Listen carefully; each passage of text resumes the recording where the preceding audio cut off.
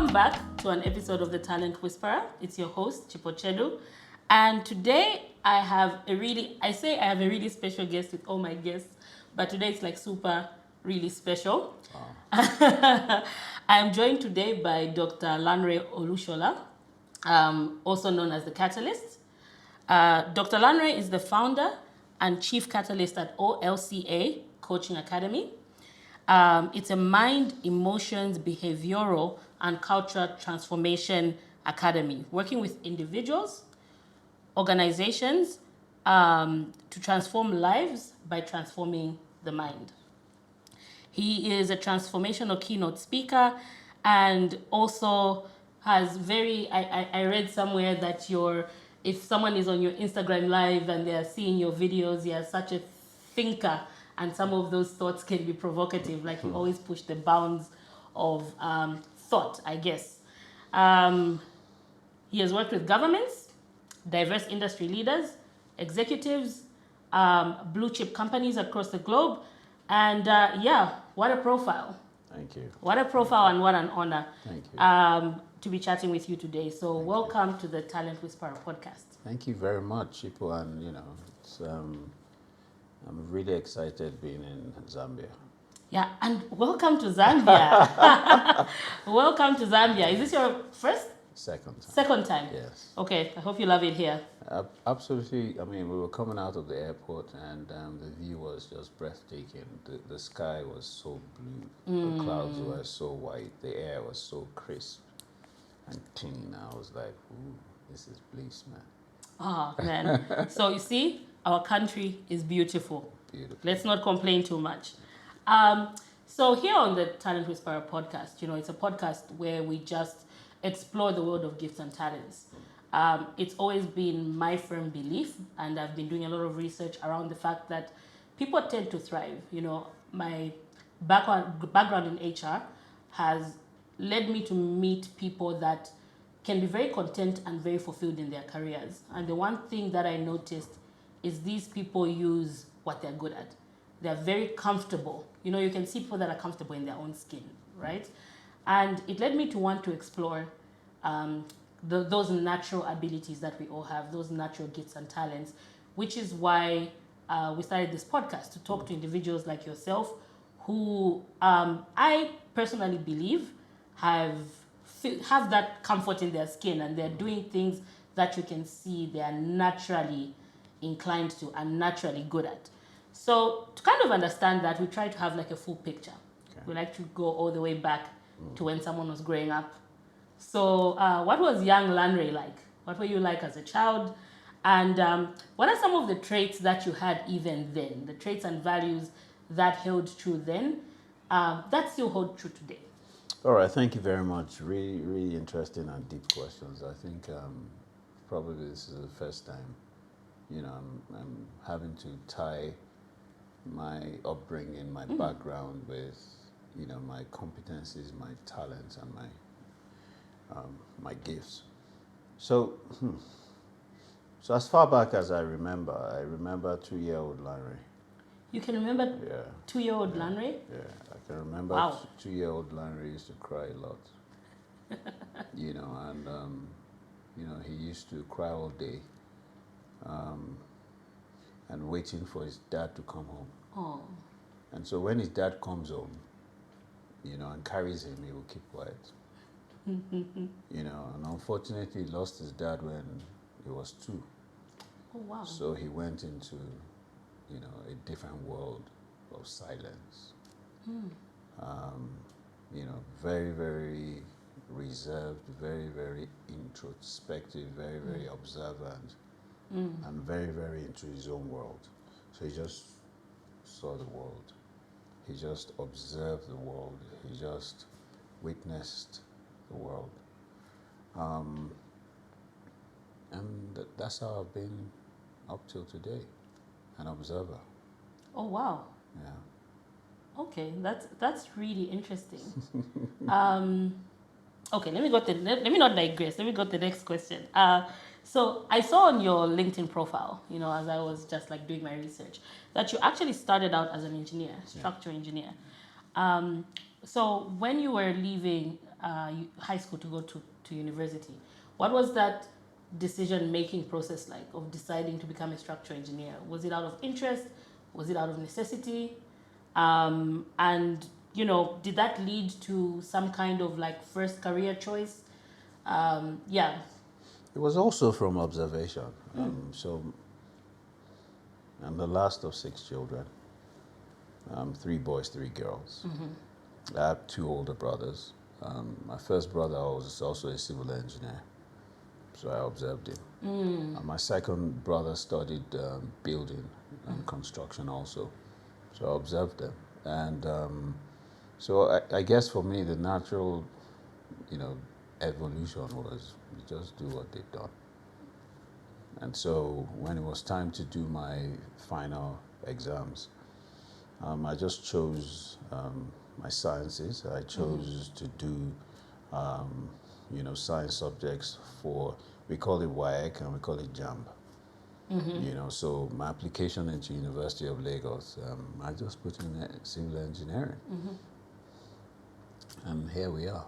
And here we are. And So yeah. there was no real, you know, deep thought about it. I just observed my brothers all throughout, and I chose to toe the line. So it was out of admiration for your brothers as well. It was the family business, quote unquote, or maybe it was just what you were supposed to do. You know, yes. If I said to you that I thought it through, I'll be lying. You know, Yeah. I just felt like I just fell in line. You just fell in line. Yeah, I just flowed with you know that option and that decision. And did you work in a career, you know, did you work in a career that was in line with what you studied? How long was that? And when did you break out of that science, you know, engineering, construction kind of thinking to become the catalyst? All right, so twice in my 5 years in university, we're required to do what we call, you know, industrial training. So in my 3rd year, during the holidays, we're required to be attached to an engineering firm. So those 3 months during summer, I had that experience. And then in our 4th year, we had two semesters. In the 2nd semester, as well as the holiday, you're supposed to go and do what we call an attachment. So both times I experienced, engineering. And then when I graduated in Nigeria, there's something we do. We call it the National Youth Service Corps. Oh, we used to have that in Zambia, but not anymore. Yeah, where you serve government for Yes. a year. And I was posted. I used to, we lived in Lagos, and usually they could post you anywhere. So they posted me to Kaduna, which was one of the northern states. And you're supposed to serve in your discipline. So I served in an engineering company for 12 months. And then when I came back to Lagos after my youth service, I started working for a satellite telecoms company, the first and the biggest satellite telecoms company then. They used to sell these massive, big fiber dishes. And they were looking for an engineer that could help them design the stands, because those dishes were installed on, 5-story buildings, 10-story buildings. So design against wind load and all of that. Yeah. So they looked for an engineer that could do that. I did that for the better part of a year.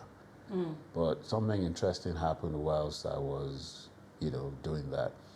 Every time I went into a client's house to install, I struck up conversations with the client. And I listened to what their needs were. And I started selling additional accessories, additional products and services to them. So everywhere we went, I sold. And so after 12 months, my MD said, we're going to move you to sales, because you are doing far better than the salespeople. But since then, I realized that sales was about relationships. Sales was about selling yourself. Sales was about listening. And another interesting thing happened. So I was in sales for about a year. And my sales manager got a green card and relocated to America. And my deputy sales manager, same thing. So there was a vacuum. And I was the star. And you were there. I was the star. And you were the star. So they said, go and be assistant sales manager. Yeah. And then, I took sales to another level because I was able to replicate myself in the other salespeople. So I guess that's where, the ability to coach people, Yeah. mentor people, and transfer my knowledge That's when it started to show up. started to show up Yeah. formally. Formally. Yeah. Yeah. Okay. And when was the I actually, like, interestingly, I learned about coaching indirectly through you. Wow. So you, I guess, trained, is it trained, coached? I don't the right word. My sister and business partner, Mary. And I think that was 2011 when she came back and told me about coaching. And I was like, what is this thing? And she became one of the pioneers of coaching here in Zambia. And it was very new. And it kind of remains new, which is why we're very excited to have you in Zambia, because I think that kind of awareness, creating that kind of awareness is very important. As someone who knew about coaching, I've benefited from having a coach for years now, and it's transformative. It took me from, I think I was always very good, very talented, but it just took me to another level. Coaching is powerful, It's isn't it? extremely powerful. And for an environment, I'm assuming, because I know you're also the founder of that's the International Coaching Federation in Nigeria. Yeah. So as a pioneer of coaching, how did you even come across it? How did you decide on this career path? And then what even gave you that motivation to keep sensitizing, to keep pushing the movement forward that is even landed you in Zambia today? I mean, if we're talking about talent, I think one of the things that I'm good at is the ability to know what next, and to yield to what next. You have to unpack that. Yeah. The ability to just know what's What next. next, and to yield to what next. Yeah. So if you are a good observer, you'd be able to a large extent, use the data that you observe, to make informed decisions about the future. And, being a little boy that did it for so long. You had mastered it at that point. Not that I knew of then. Yeah. But in retrospect, talking about it now, I see the patterns. And if I tell you the various stories, so I became sales manager. Yep. And, I did that for about 12 to 18 months. And I told my MD about a new opportunity that I saw in the marketplace. We're selling these massive dishes. And I said to him that there's an opportunity for cable, the small ones. That's where the market is going. And I remember they told me, never. It would never happen. It would never see the light of day. What? Now, all the inquiries were coming to my table because we were the biggest. So after 6 months, I said to them that I'll just resign and I'll go and start that business. Said to me, we wish you all the best. And then I started, and I became a multimillionaire. Now, when I was in university, I complemented, because we come from humble beginnings, I complemented my allowance by modeling. So I saw an opportunity. That's very cool. Thank you. I saw an opportunity. At that time, the Nigerian government had banned importation of, ready-made clothes. So the Nigerian designers, they just blew. And so there was this male fashion designer that I used to do, catwalk for. The opportunity just came. And so for all through 4 years in university, I used to model. So when I graduated and I started my own satellite company, I saw an opportunity there as well. And then I opened a store. And I had the TM Lewin, Thomas Pink, Ralph Lauren, Wow. Tommy Hilfiger dealerships. So we opened that. And then as we sold satellites, as we sold clothes, and the GSM era started. Yes. And I saw mobile phones as a fashion accessory, not as a telecoms equipment. Nokias were colorful. Yeah. Ericssons had the flips, Motorola's. And they had the changeable covers and yeah. So I saw it as a fashion accessory. So I went into telecoms. And that's how I, evolved into owning 14 businesses. Oh, wow. And some of the businesses complemented what I did. Yeah. But interestingly, what I focused on was building a relationship with that client, who I sold multiple devices, products, and services to. Because I listened to what their needs were. I listened to what the market needed. I observed.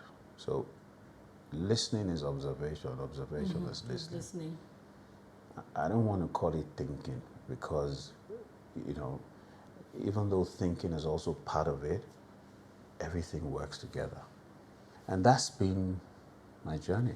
And so when I was praying one day, after running 14 businesses successfully for about 15 years, and God says to me, shut down all your businesses. What? And go and transform lives and minds. That was my reaction. What? And I struggled for about 6 months, even though I knew who was speaking to me. And so, I started to research about who transforms lives, who transforms minds. Who does that? What industry is that? Yeah. So I stumbled on coaching, life coaching, NLP, EFT, psychology, psychodynamics. And then with my research and understanding the fact that the marketplace, there was no coach, no one understood what coaching was. There was a stigma around therapy and psychotherapy. Yeah. So I decided, the easiest and the lowest hanging fruit would be coaching and life coaching. Because there were lots of motivational speakers. Yes. There were lots of pastors. Indeed. And people, followed them. So I thought, that's the closest to it. But it's distinct and it different. Might be digestible. It's easier to digest. So I went away to school to study life coaching. And that's how I started. You know what's amazing is the consistency of observation, because I didn't know what to expect because I didn't know how you went into life coaching, or coaching generally. But the fact that the consistent thing has remained observing, looking at the environment, and you were even able to say, okay, therapy, there's a stigma, but right now, what are my people open to? And of course, it feels like Africa is, sometimes I know we don't like it when they say Africa is a country, but we're quite similar because it's the same thing here where what's digestible is church and motivational speakers. And to even come to the decision that coaching is what will be that thing, for me is absolutely like, that's your observation. Once again, you're listening and your observation. That's an amazing gift. Thank you very much. And I think I thought of listening as a skill, but now I'm seeing that listening can also be at It's a a different level where it's a gift. Yeah, so I'll tell you a story. Yeah. So when I was in university, I wasn't born again then, so hey. I was the person that listened to all the girls. So if we went to parties, everybody would be dancing. I'll be sitting down in their corner, just listening. Just listening to them yank, tell me about their problems. And that's all we ever wanted. So I've always had that listening ear. Yeah. So when I found coaching and realized that the number one competency in coaching is listening and asking questions, the second one, I realized, whoa, I'd already been trained for it. Yeah. So it's also, finding your natural ability, finding your natural habitat. And I often say to people, when you discover your purpose, right, you're already equipped for it. Unfortunately, many of us do not realize, what it is that we're equipped with and for what. And many of us fail to create that alignment. So when I got into coach training and they said listening and asking questions, it seemed like I went there to play. Because it was my natural thing. And over the years, whether you have a talent or a gift, you've got to develop it into a skill. Now, a lot of people don't realize that there's a difference between a gift, a talent, and a skill. Yes. Right? You may have a talent or a gift, but you haven't developed it. Yeah. So why does the likes of Lionel Messi, Cristiano Ronaldo, why do they go to practice every day? They were born with those natural abilities, but they've turned it into skill. Yeah. And that's where we Africans struggle. We want to keep it as a talent and operate it as a talent. Talent is not good enough. Talent is not good enough. It's not. You have to develop it into a skill. I definitely agree with you, and you're so right, because the natural abilities are there. That's how no one can take it away. But what transforms that into something you can even gain value from, something you can sell, something that can transform your life, is when you develop it. Yes, you convert it into a science. You convert it into a science. Your ability to know what to do, how to do it, when to do it, for who. For who? To attract what value or to create what value, because value begets value. And people really truly don't value talent. People value competencies and skills. So if you do not convert it into a competence and a skill, people will not value it. And when they don't value it, you will not be valued. So you can go broke on talent. There's so many broke talented people. Oh gosh, I'm getting like so many aha moments right now. I'm just like, that's it. That's the podcast. That's what we're on episode 8, but that's what I've been trying to say. Wow. Thank you for summing that up so well, because there's always this thing that even personally I get frustrated with when I genuinely see something in someone and you want to help or you want to connect them to opportunities, you want to do all these things because I'm naturally inclined to just want to help. But I've never had the language for what's the thing that will take them to the next level. I know they have to develop it. I've had these ideas, but I've never really thought about it to say, like, the world values competence and skills. Like, you have to give me something for me to give you something back. I haven't had the language for that. So, like I said, we can even wrap up, right? We can wrap up. It's done. We've seen. This is what we came here to do. But that's absolutely talent amazing. is intangible. Yeah. But skill is tangible. Competencies are tangible. You can sell.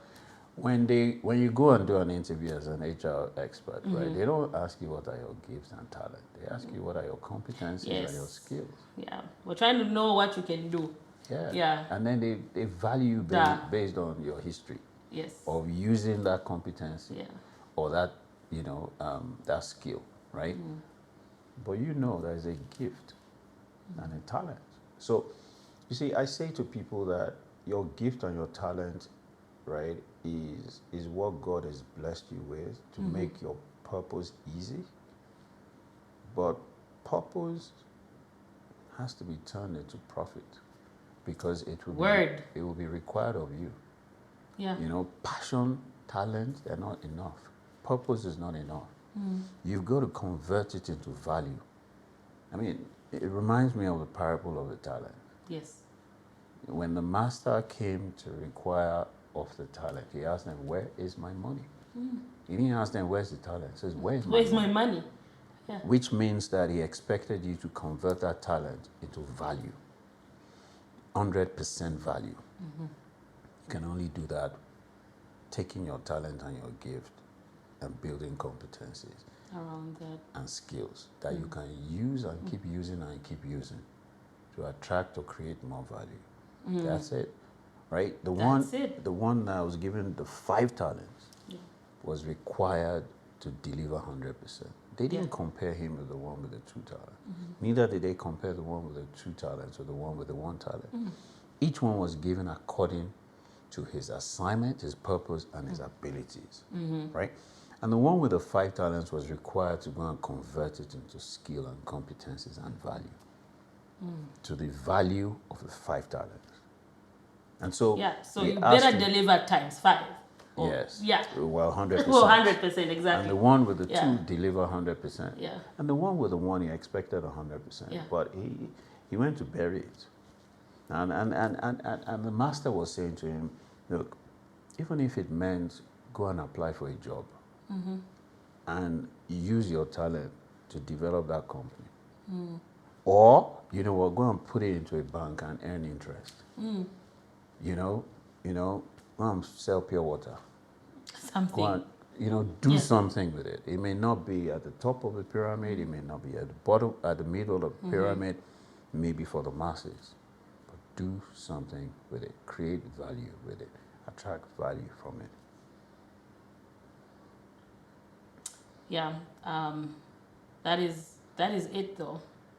That is it. And with everyone, you've coached, individuals, I guess I'll say normal people, and you've also coached people that are already at the pinnacle, which some of us would think pinnacle, but if they're getting coached, obviously they think there's more. Is it your observation, I guess, that the people that most of these people have leaned into their natural abilities already? How much of that is a factor in success? I mean, there are many factors. That is definitely one. There's another dimension of translating your talent into a skill or competence. Right? The next level is strength. So your skills should become your strength. And that's what becomes your USP, your differentiator. Everybody can have technical skills. Yeah.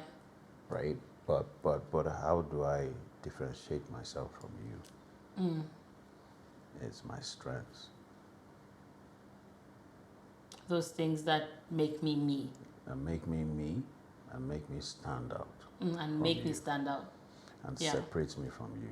Yeah. Yeah. So if they call both of us that we have the talent, that we have the skill. Yeah.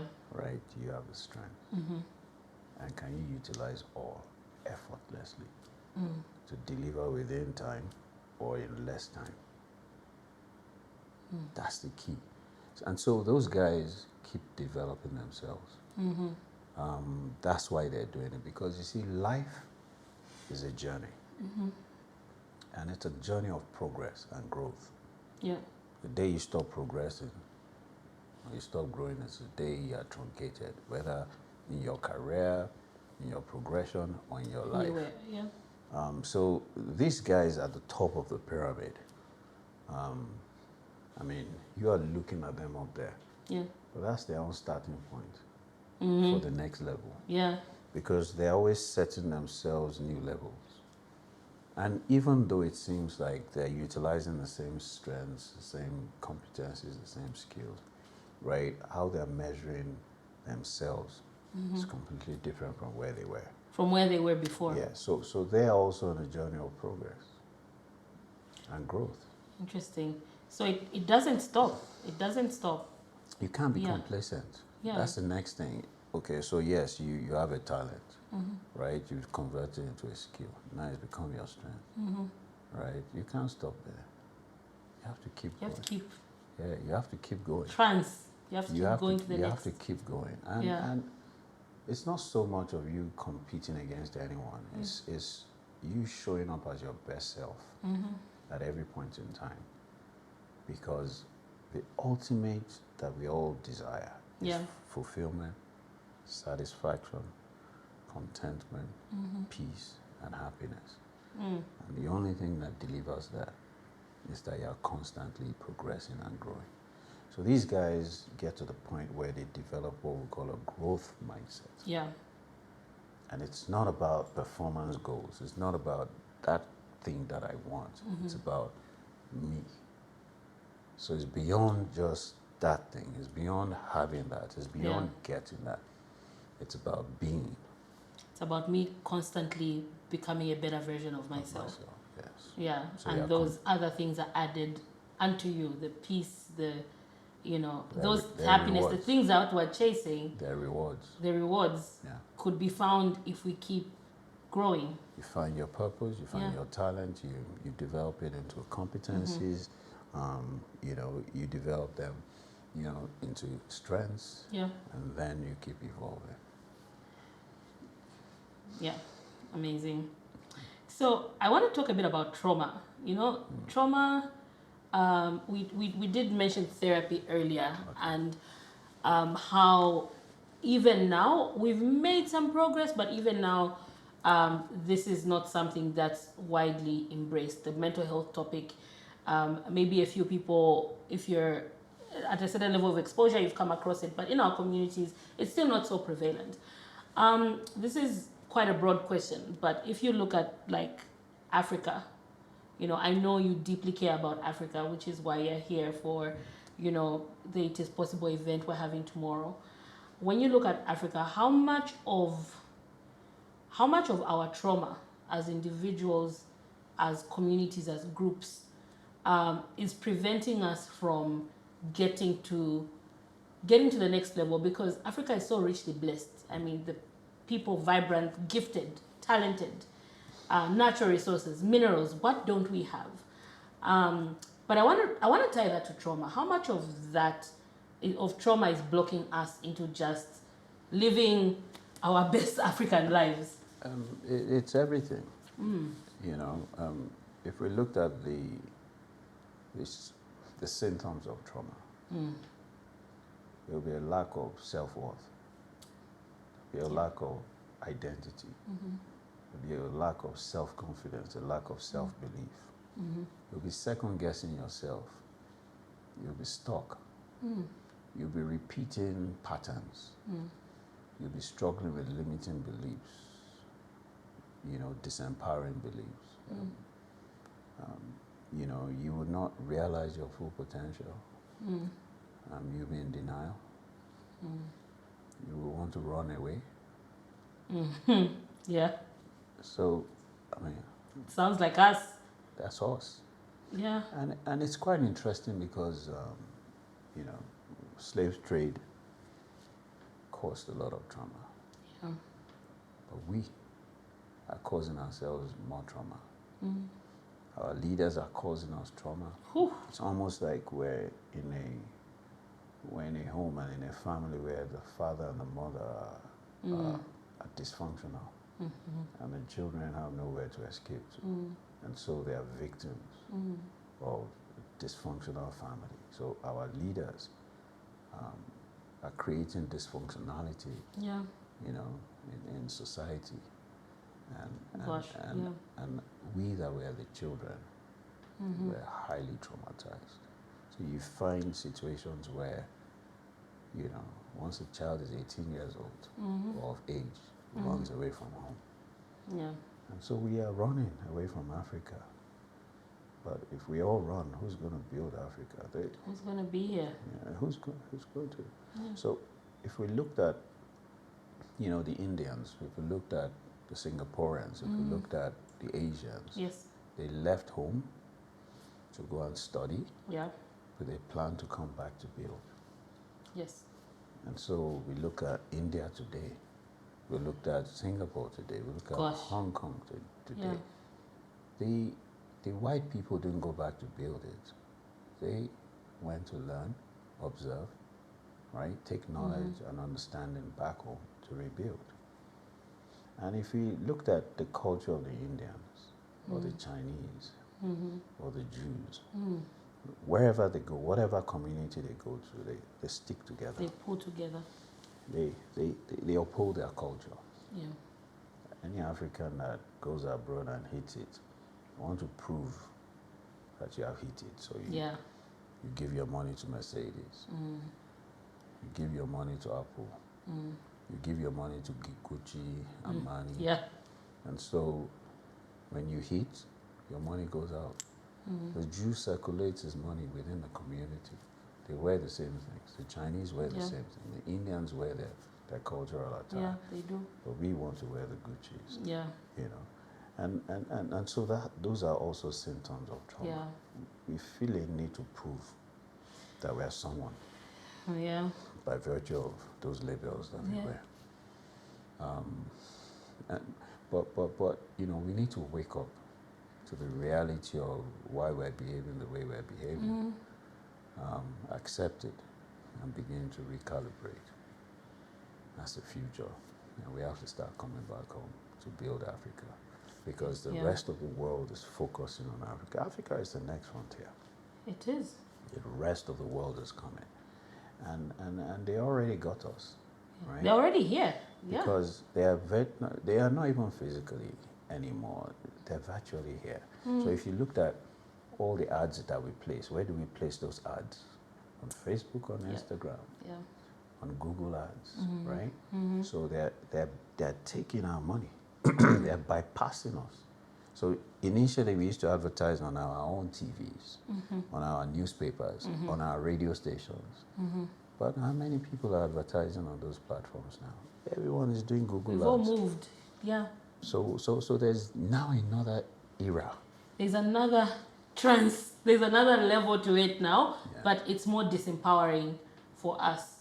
And we have to own our own Googles. We have to own our own Instagram. We have to own our own Facebook. Amen. But it's going to be a handshake between Africans in the diaspora and local Africans. Because if you looked at Israel, right? Israel was built by the diasporans that came back. Yeah. I didn't know that. Yes. If you looked at countries that are standing till tomorrow, who built America? It wasn't the Americans. It was us that went to build. We went there. Yes. Who built Europe? It was us that went to build. So countries that are built and are stable are not built by the people within. They're built by the people outside and the diaspora. And so government has to begin to put in place policies that encourage diasporans to come back.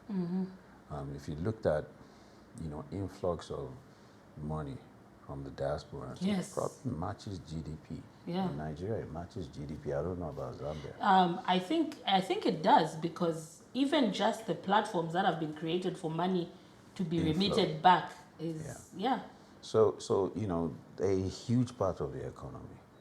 Policies must be put in place to encourage them to come back. They are the doctors out there. They are the engineers out there. They are the tech experts out there. We must start to build our own institutions, and the financial industry has to also fund, those startups, because that's another thing. Once you build an incredible app, what happens? The likes of Bill Gates comes and buys you. They buy them out. And they call you a unicorn. Yeah. But who owns you? Yeah. It's not owned by an African. No, not anymore. So our financial industry has to wake up to the reality that, our venture capitals have to wake up to that reality. Yeah. We have to start funding our own Our businesses. own startups, yeah. And we have to start owning it. Yeah. If not, we're selling our birthright. It keeps, that cycle continues. They're very tactical and very strategic. Yeah. Yeah. We just need to know who we are, what we are, who we're not, what we're not. We have to start to create solutions, Afrocentric solutions to Afrocentric problems. Yes. And identify problems of the world and begin to provide solutions to it. And the talent we have, we phenomenal. just need the healing. And another thing that we have is we have youth on our side. In another 25 years, we'll be the world's most populous continent with the youngest population. And that's why do you think Canada, why do you think Australia, why do you think those countries are asking Africans to come? And it's getting easier to go, yeah. It's because, their pyramid is skewed. It's supposed to be the base of the pyramid where you have most people is supposed to be The youth. 65 to 70%. Then another 20% for, from 25 So that's to how you keep 50. going as a And then from population, 50 to, but their pyramid is inverted. They have more old people Yeah. than middle-aged people and very low number of youth. That's why they're bringing all our youth there. It's everything. It's But- money. But we don't get People. Yeah. it. We don't get it. You're right. We need to wake up. We need to wake up. Yeah. So I've observed, You've observed. and I've told us what the issues are. Yeah. So it's time for our governments to wake up to the reality of what is, and we should start formulating the right policies. Yeah. For sure.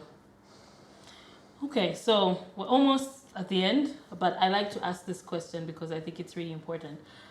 You've touched on it. I think you've told a parable. You've spoken about, listening to God when you had to pivot, and even when that was like, what? You still made the decision. So what's the bigger role? What's the role that spirituality, I'll use it as broader, and then I'll use it like specifically to you. What's the role that spirituality plays in finding, the fulfillment, the success, the fulfillment, and all the gifts that are added on to you? And similarly for you, what role has spirituality played to bring you to where you are today? Everything. And for everyone, everything. We need to also understand, the fact that we're not human beings. We're spiritual beings having human experiences. Yes. So, this is just a vehicle to deliver your assignment. The reason why you're alive, the reason why you are breathing is because your purpose is still relevant. That's a spiritual element. We're all creatures of purpose. Ecclesiastes 3 says there is a time and a season for every purpose under heaven. Now, the way God sees you and I is He sees purpose. He doesn't dispatch any human being on earth except the time and the season for His purpose is nigh. No matter how much you fast, pray, right? It will be an abuse to dispatch you before your time. And it will be an abuse for you to stay beyond the time for your purpose. So I say that birth announces purpose and death announces the end of purpose. In between, you're in purpose. Everyone is in purpose, regardless of whether you know or not. You don't know. Now, the difference between the person that knows and the person that doesn't know are those things that I shared with you. Fulfillment, satisfaction, joy, abundance, happiness, peace. So spirituality is everything because there's nothing without it. The Bible says that it is the invisible things of this world that control the visible things. What does that mean? It means that it is the intangible, invisible elements, the spiritual dimension that controls the physical dimension. But many of us want to invest in the physical. If we go back to science, right? Yes. Science calls it your subconscious. Your subconscious controls 95% of everything you do. Scientifically proven. Yeah. And what is your subconscious? is a combination of your spirit and your soul. They control 95% of everything you do, leaving just 5% to the physical. And you don't even max that. You can't even max that. You can't even max so that. a lot of people are operating suboptimally. You need to tap into the essence of your spirituality for you to be all that you were created to be. Without it, you would just be scratching the surface. Just scratching. Lost.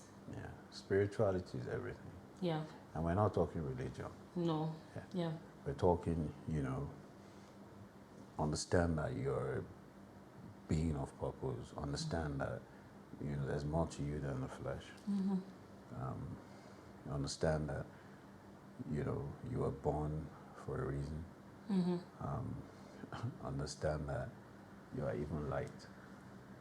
That's another conversation. That's another conversation. You are actually not human. You are light and you are salt. I mean, is light human? No. Light is electromagnetic. You are actually an electromagnetic being. Your thoughts, right, are signals. Your heartbeats and your desires are magnetic.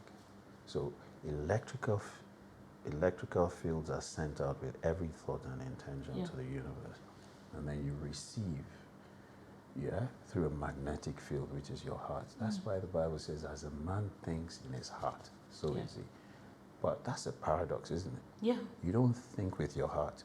You think with your mind, and you feel with your heart. It is explaining the cycle and the protocol of the universe. Yeah. Your thoughts send out signals, electrical signals. Your heart receives with magnetic. So you are an electromagnetic being. You're not a human being. I'm sure maybe in another podcast we will. So I think so. I think we're flying to Nigeria for the next one, because I'm like, what? Where do we even go from here? Man, so we're coming towards the end, and the interviewer in me, the HR expert in me, my competence as an HR expert, I always feel weird when I'm always the one asking questions. So we like to end this podcast by putting our guests in the spot a bit, really? and they get to ask me, 1 to 3 questions depending on what they have. So, TC, as you're fondly called, do you have any questions for me? I have many questions. We'll do a max of 3. Max of 3. So the very first thing is what drives you? That's a really good question. For the longest time, I didn't know. I was just driven. I always had a thing that drove me, and but now I know I'm driven by, I learned very early. I was lucky enough to learn very early an element. I don't think I've discovered my full purpose, but an element of what my purpose was. I discovered very early that I liked to connect things, to connect people. So everything just kind of stemmed around that. So you'd see it in my very extroverted socialness. You'd see it in my party days, being the life of the party. You'd see it when, even just academically, being able to thrive with anyone and everyone. And I got lots of fulfillment. So every day I woke up was an opportunity to keep doing that without knowing. So then at a point I started to realize this is more. It's not just a thing that exists. And I started to explore my spirituality.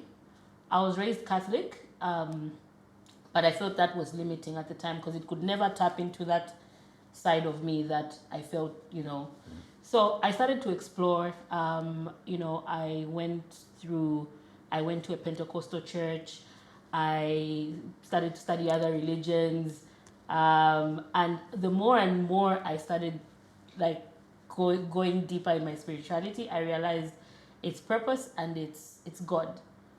I was just born with gifts and talents that need to be shared with the world.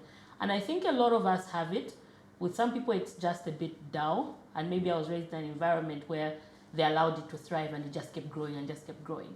So I'm driven because I think I live a life of purpose, of my purpose. So because of that, the drive doesn't run out.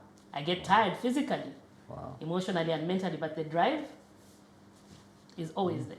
That's deep, because, one of the questions I ask people, what was the purpose of John the Baptist? So John was they always call him the eccentric. The forerunner of Christ. He became one of my favorites later because he was such, like now that I learned about him, he was such an individual. And I could relate to being an other or being a little strange or being like, we can't place this person. So John the Baptist, I think, in my opinion, he came to, like, yes, there's ushering, there was the baptism and there was the ushering of Christ, but it also feels a bit deeper. I feel like John the Baptist saw, like he saw it. I don't know how to explain it. He just saw, because even before he baptized Christ, he was already in his purpose. He was already ushering others, because he had to go to him when he was already baptizing, for lack of a better term, or whatever it is that they called it before. I guess was still baptizing. But he just saw people and he ushered people, and he saw, because at that time, what was leading John to be John? So I don't know. I just feel like there was that, but he also just came to, I think John just saw. He saw everything. So. It's quite interesting because you nailed his purpose, but you wanted to give him more substance. I think so. He was just supposed to introduce Jesus. That's his purpose. Yeah. Simply to introduce Jesus. But we feel we have to give purpose more meaning. So I heard you say that your purpose is to connect people. Yeah. That's good That's enough. it. It's good enough. And you keep, Full stop. Full stop. And you keep doing it every day in different ways. Yeah. So this podcast is connecting people with me, connecting people with this message. And that's good enough. A lot of people want that grand purpose. They want the Jesus type purpose. Yeah. Asking again, Mary, the mother of Jesus, what was her purpose? Simply to give birth and nurture Jesus. That was her purpose. So being a mother can be someone's purpose. That's so interesting. So I think we also, we add so much grandiose to it. Guilty. So sometimes that's it. I connect people. I came to connect people. That's it. And it's enough. I mean, why am I here? You're connecting me to people in Zambia. Yeah. Simple. Oh. But yet powerful. And you know what? Also just like easy and just like less pressure. Yeah. And just allows you to keep doing it. Max it. So the last question I have for you. Oh man, I love that so much. You don't know what you've done. The ease, like I just felt something lift off me. Wow. The need to be more. And yet I just am. Yeah, you just are. And you're already in purpose. You love it. You do it. I really do. Effortlessly. Yeah. And so the last question is, where do you live the most? The past, the present, or the future? Whew. Gosh, you really are. You really are. Well, you asked me to ask you really are who they say you are. 3 questions.